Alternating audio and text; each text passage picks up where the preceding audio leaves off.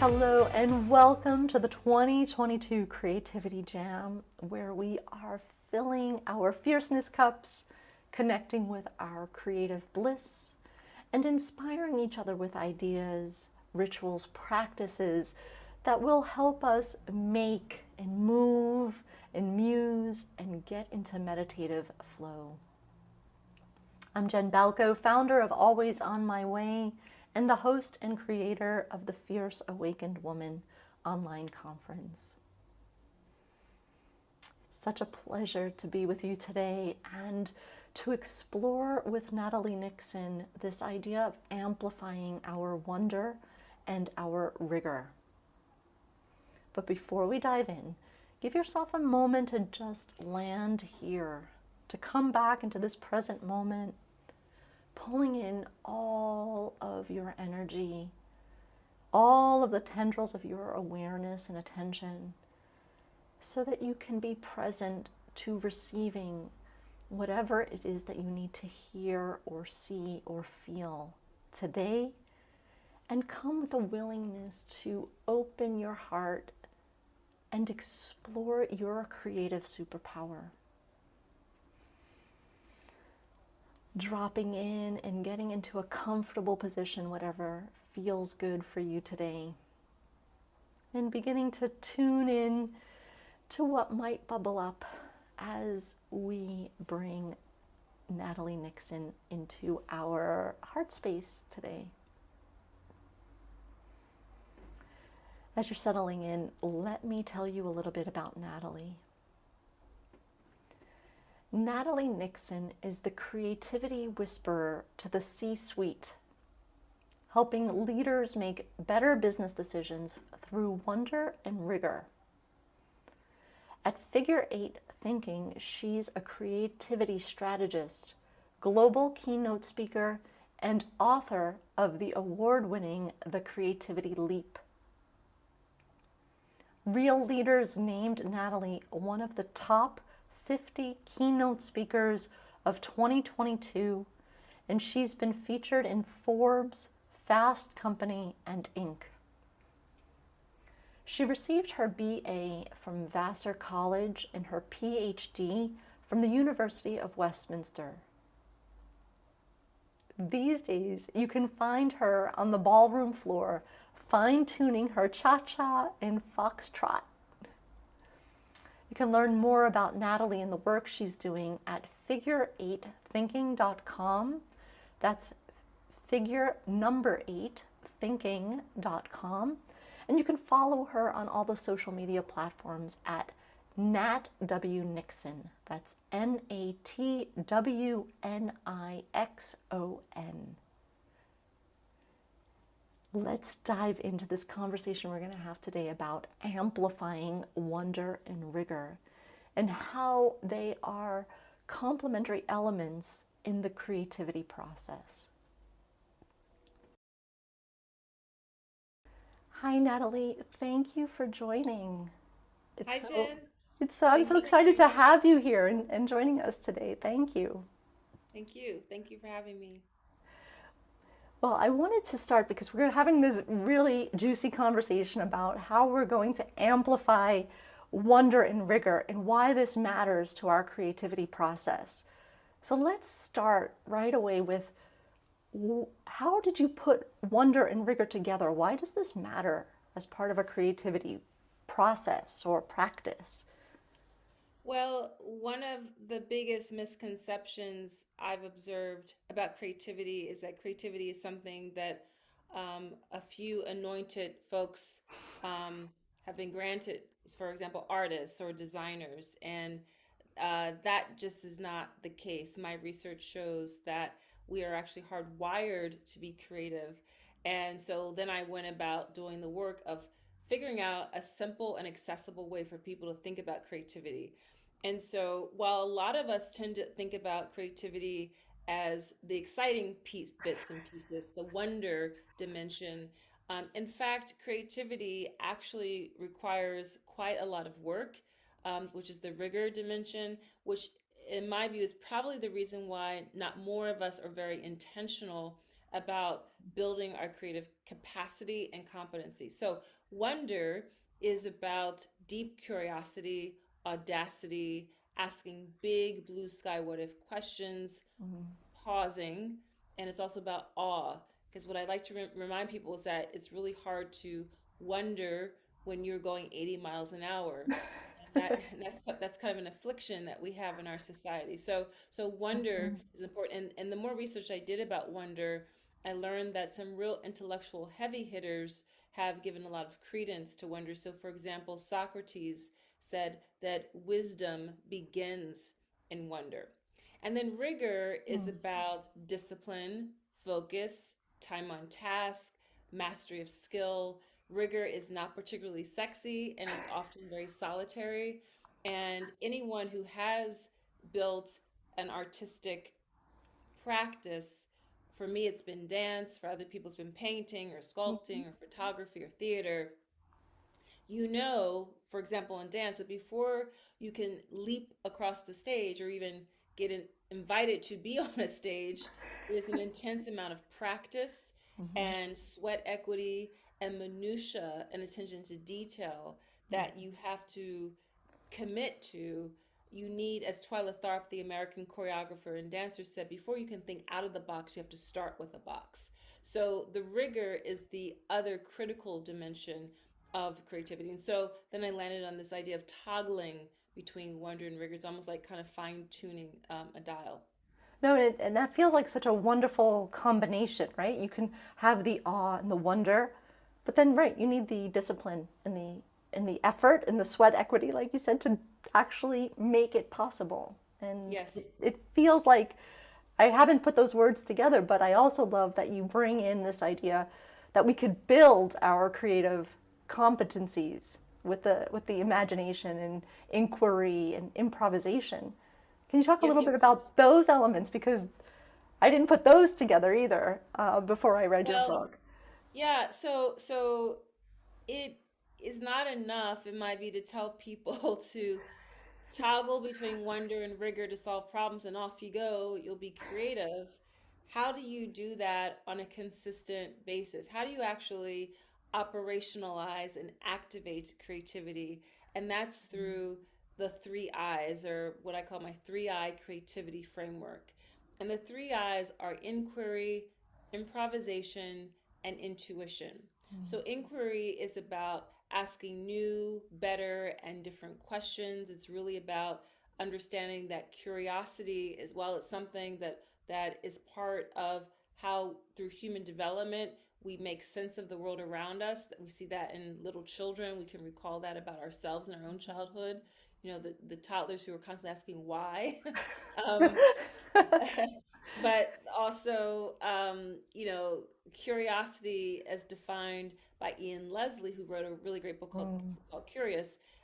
Curiosity is the product of an information gap. You need to know just a little bit about something to be curious. So people like Warren Berger, who calls himself a questionologist, he's written A More Beautiful Question. He insists that we actually should be teaching how to ask questions. So inquiry is one of those 3 I's. The second, and these are not in any particular linear order, is improvisation. And improvisation is about being experimental, adaptive, being able to say yes and certainly not yeah but, or definitely not no.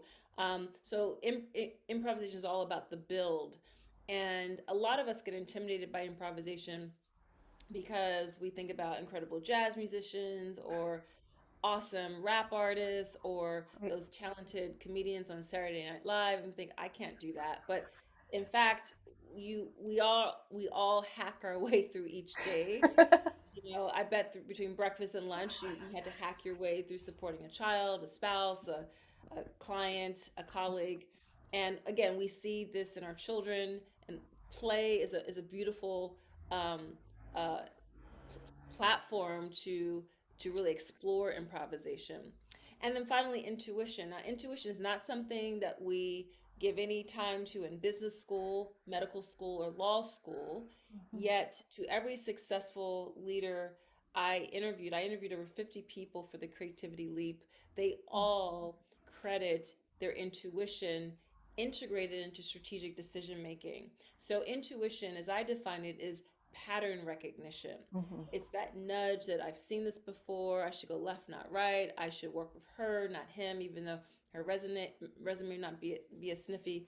And so, intuition is a really important asset that we all are hardwired to have. And the more you use your intuition, the clearer and louder it gets. So those are the three eyes. Well, and I do love how they come together because it feels accessible. It feels accessible to all of us, right? We know we have intuition.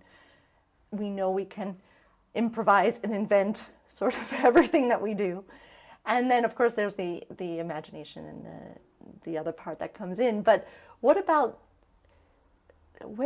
why does it matter that we strengthen these, competencies? Where have we had the disconnect in our lives that we haven't trusted the three eyes, or we've kind of lost our awe? What happened to us? Going from these wild and fun, imaginative kids to these overworked, stressed out adults who are just trying to, measure up to KPIs that are put up against us every day. But and then why does it matter? Like, why do we need to strengthen these muscles of creativity? Well, now more than ever, creativity is not a nice to have, it is a must have, Mm-hmm. because we are in unprecedented amounts of what's called a VUCA environment that is volatile, uncertain, complex, and ambiguous. Mm-hmm. Um, so what has happened and I'm a former academic. I was a professor for 16 years. In my 20s, I was a middle school and high school English teacher. So I've worked in education for a large chunk of my career, and I still say that it's our educational systems that are really that we can point to in large part that has numbed our ability to be lean into improvisation, not be afraid to ask a question, and to be more intuitive. So you know, I am a person who experienced between age 4 and age 17 four very different types of educational learning environments. I started out in crunchy granola cooperative nursery school. Then I went to urban Philly public schools from kindergarten through third grade. And then I went to suburban public school from fourth through sixth grade. And then I went to elite Quaker prep school from seventh through 12th grade. And the each transition had its own set of challenges, but the transition from that chunk of public school, urban and suburban, to um, private prep school, um, it was a dramatic difference in the culture of learning. And in private school, I was being encouraged to beg forgiveness, not permission. In public school, it was about staying within the guardrails, finishing the worksheet, getting the gold stars, don't fill out the dot on the standardized test, don't go outside the lines. And I realized around eighth grade, and I didn't have the words back then, but it was this recognition that my friends back on the block and in public school um, were being set up to um, follow the rules, and the kids I was now being socialized with, we were being set up to create the rules and to blow the roof off of the mother and to be incredibly generative. So it shouldn't be a privilege to be inventive and to be in an environment where you are encouraged to uh, sometimes challenge your teachers and fall in love with the process instead of solution. I find this really so critical, and it goes back to what you were just saying about how we can learn to ask better questions, how we can come with curiosity, and that all of us are entitled. All of us are entitled to be inventive and creative and Yes. allow that to bubble up. But And I it also would doesn't. like to say that creativity loves constraints. So it's not, in fact, it's actually people who have the largest constraints often who are the most creative, which is kind of an interesting paradox. But it's people who don't have to their avail all of the money in the world, the best people, talent, True. all of the time in the world. Um, those are the people, and those are the situations we can reflect on in our own lives when we are the most creative, because creativity loves constraints, and creativity in large part is about the juxtaposition of things that you wouldn't necessarily think to put together. It's all about the remix and the mashup. And so there is something about being a little spoiled when you can just kind of have this kind of relaxed attitude, and you actually don't really drive innovation. Creativity is the engine for innovation. You actually won't be driving innovation if you have everything you need. Well, and it does bring to mind, like, just in traveling, where you would see these kinds of things happening just on a street corner in some countries, where it's like, okay, well, I'm just going to invent this, and it all works, it all comes together in some way that uh, doesn't look like anything that you would find in sort of the creativity labs happening or innovation labs that happen in sort of corporate worlds. That's right.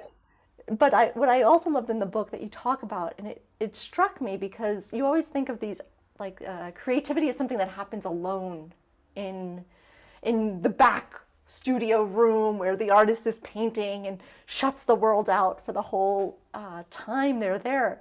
But you mentioned in the book about designing in community and having collaborative creative spaces.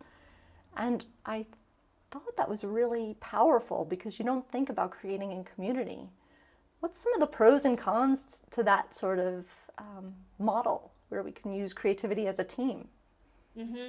Well, most of us don't look forward to collaborations because we think, oh, I could do this so much faster Complicated. myself.